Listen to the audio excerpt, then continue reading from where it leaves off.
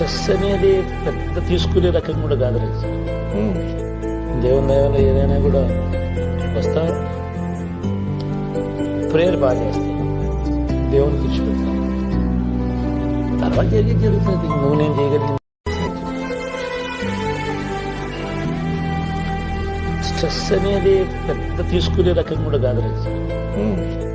దేవుని దయవల్ల ఏదైనా కూడా వస్తా,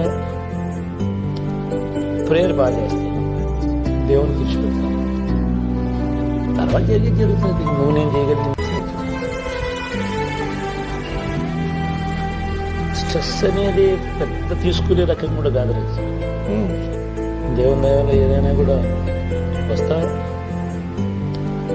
ప్రేయర్ బాగా చేస్తాను, దేవునికి ఇచ్చి పెడతాను, తర్వాత జరిగేది జరుగుతుంది. నువ్వు నేను